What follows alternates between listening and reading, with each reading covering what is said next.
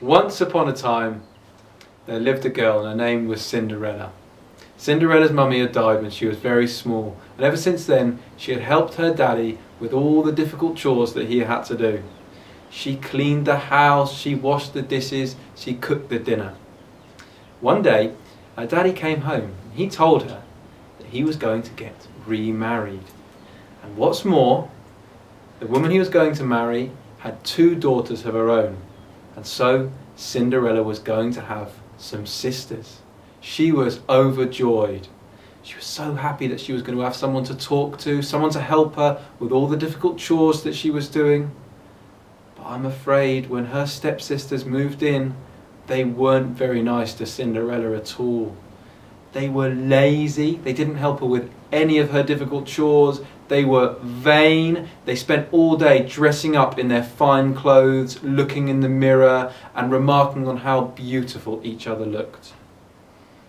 Poor old Cinderella now had a whole family to look after. She cleaned and she cooked and she washed from dawn until dusk. And while her sisters had 4-poster beds and comfy mattresses, she slept on the cold, hard floor alone in the attic. And then one day, a message came to their little town that the king of the land was going to organise a great ball. He was organising a great ball so that his son, the prince, could find a wife to be the princess. Of course, everyone in Cinderella's house was so excited, and immediately her sisters started choosing their most beautiful dresses and their most gorgeous shoes to dress up in to go to the ball. Cinderella looked at her selection of very plain, very simple dresses, and she realised she had nothing to wear to go to the ball. Anyway, one of her sisters said to her, "You surely have some cleaning or some cooking or something to do. You couldn't possibly come to the ball." Poor old Cinderella went up to her room in the attic. She sat there weeping to herself. She had so wanted to go to the ball. She was sitting there crying when suddenly a voice came from behind her and she almost jumped out of her skin. She turned around to see a fairy standing behind her, magic wand in hand. "What's the matter, Cinderella? Why are you crying?" I wasn't crying," replied Cinderella. "I think you were. Tell me the truth. I'm your fairy godmother. Don't you recognise me? I know. You've been wanting to go to that ball, haven't you?" Cinderella tried to say she didn't know what the fairy godmother was talking about, but the fairy godmother seemed to be able to read her mind. "Okay, you're right. I did want to go to the ball, but it's silly to even talk about it because I don't have anything to wear and my sisters have already left. I have no way to get there." Fairy godmother replied, "Well, that's the only problem. That's easy. Go out in the garden and choose me a pumpkin, biggest one you can find." Cinderella didn't quite know what the fairy godmother was talking about, but having nothing better to do, she went out to the garden and chose the biggest pumpkin she could carry. She picked it up and she wobbled back inside and plonked it down on the floor of the attic. The fairy godmother said, "Well, that's great, but we're not done yet. Next, I need 6 newts, 6 slimy newts. You can find them in the pond. Go on." Cinderella shook her head, but she had gone this far, so she decided to go and collect those newts. She went down to the pond and she fished around for a while, and soon she had 6 newts cut carefully in her hands. She put them down on the floor of the attic next to the pumpkin. "Right, now, just one more thing. We need a rat. Go and get me a rat from the kitchen." Now, luckily, Cinderella was very used to catching rats. She was always finding them in the kitchen, catching them and putting them outside. So, before long, she had a nice big rat. She was holding it by its tail and she took it up and put it next to the pumpkin and the lizards. And then, with a wave of her magic wand, the fairy godmother, abracadabra! And suddenly, Cinderella was standing there, looking down at herself, and she was dressed in the most beautiful ball gown she had ever seen. She had sparkling jewellery and glass slippers upon her feet. She was even more amazed when she looked up and saw that the pumpkin had become a magnificent orange carriage. The 6 lizards had become 6 fine horses, and the rat had become a cab driver, sitting upon the carriage, ready to take her to the ball. Cinderella was beaming as she climbed up into the pumpkin carriage and waved goodbye to her fairy godmother. As she was leaving, her fairy godmother shouted after her, "Just you mind, make sure you leave before 12, because at 12 midnight, well, the magic's going to wear off." Cinderella heard these words, continued on her way to the ball. She was a little bit late, so when she arrived, everybody was already there. She got out of her carriage and she walked in to the great ballroom.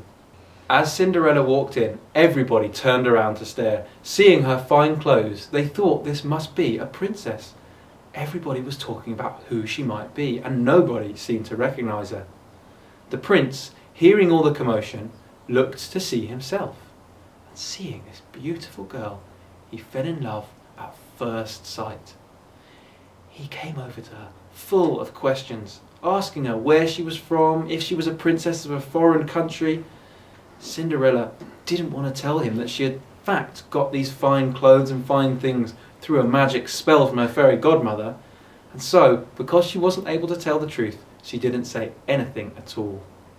Luckily, the prince asked her to dance, and that she could do, and the two of them danced the night away. And they only stopped at 11:59, 1 minute to midnight, when by chance Cinderella glanced up and saw the time.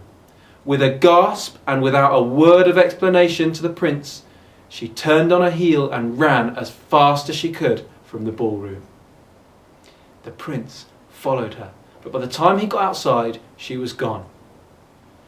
On the steps, there, he saw that she had left one of her glass slippers. He picked it up. Meanwhile, Cinderella was halfway home. Her carriage had turned back into a pumpkin. The cabbie had turned back into a rat, and the 6 horses had turned back into 6 newts. And so she was walking, but she had a great smile across her face, for she had had a wonderful night. Next morning, her sisters were telling her all about the ball and about this mysterious princess that turned up, and everyone had been talking about it, and it was such a shame she missed it. Cinderella simply smiled and carried on with her chores. But then there was a knock at the door. The sisters rushed to answer it. And, well I never, it was a servant of the king himself. He had been round all the houses in the town that morning to see whose foot would fit this glass slipper. The prince apparently had fallen in love with a mysterious girl that no one seemed to know, and this was her glass slipper. If the servant could find the girl who fits this glass slipper, that is the girl that the prince would marry. First, he had tried all the princesses, and it fit none of them. And then he had tried all the noble women, all the rich girls, and it had fit none of them. Now he was trying every single house in the town. Cinderella's sisters were fighting each other over who was to be the first to try on the slipper. But when they tried, each one in turn found that their feet were too big and couldn't squeeze inside those glass slippers, try as they might.